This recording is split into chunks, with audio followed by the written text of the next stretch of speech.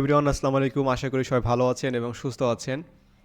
আহ, একটা YouTube channel আমাদের এক ভাই সেন্ড করেছিলেন এখানে, টিভি জাহিদ ভাই ইউটিউব। তো চলেন এই ইউটিউব চ্যানেলটা সম্পর্কে আমরা দেখে আসি। অ্যান্ড বিশেষ করে যারা গেমিং চ্যানেল নিয়ে কাজ করতেছেন, আমি আপনাদেরকে রিকোয়েস্ট করব অবশ্যই এই ভিডিওটা দেখবেন। বিকজ অফ যারা স্পেশালি গেমিং চ্যানেল নিয়ে কাজ করতেছেন, গেমিং ভিডিও পাবলিশ করতেছেন, তাদের জন্য খুবই গুরুত্বপূর্ণ। কী কী বিষয়গুলো আপডেট করতে হবে জানাবো, এবং এটা নিয়ে অ্যাকচুয়ালি কাজ করে কী হবে এই বিষয়গুলো শেয়ার করব।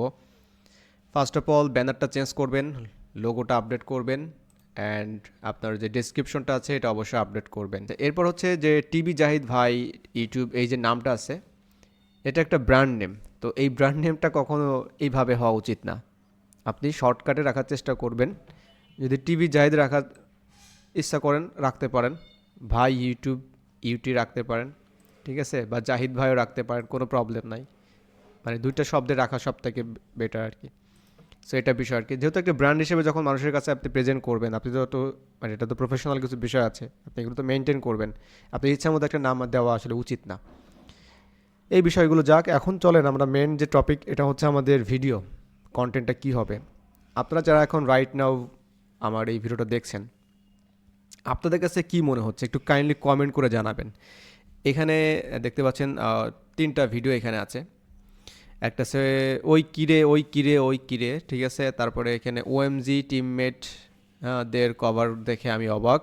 তারপরে এক ম্যাচে B2K and ক্রুল gaming, okay, hacker is back. So এই যে আপনারা থাম্বনেলটা দেখতে পাচ্ছেন না, আপনাদের কাছে কিছু মনে হয় যে এই থাম্বনেল দেখে মানুষের ক্লিক করার কোনো ইচ্ছা তৈরি হবে কিনা? আপনাদের কি মনে হয়?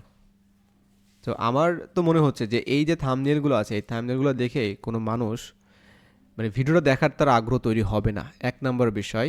তাহলে থাম্বনেলটা চেঞ্জ করতে হবে। থাম্বনেইলে কি হবে এটা আপনি অন্যান্য যে ইউটিউবার যারা আছে, ভালো ভালো গেমার যারা আছে, তাদের কন্টেন্ট আপনি দেখতে পারেন।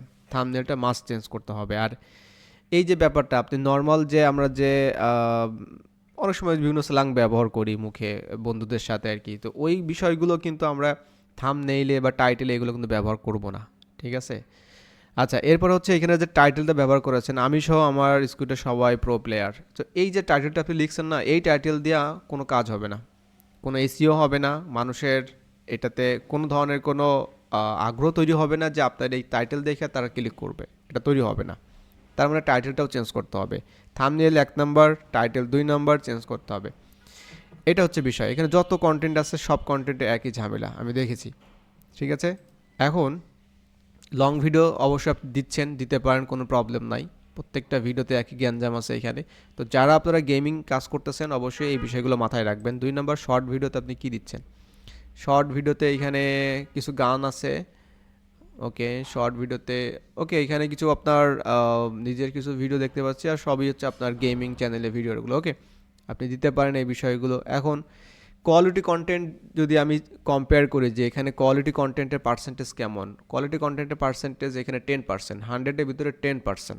So quality content, quality video যদি পাবলিশ করতে পারেন শর্ট ভিডিওতে, আমার মনে হয় যে ভিউজের সংখ্যাটা আরও বাড়তে পারে, সাবস্ক্রাইব বাড়তে পারে। কিন্তু এই স্টাইলের কন্টেন্ট দিলে আমার মনে হয় না খুব বেশি ভালো কিছু হবে।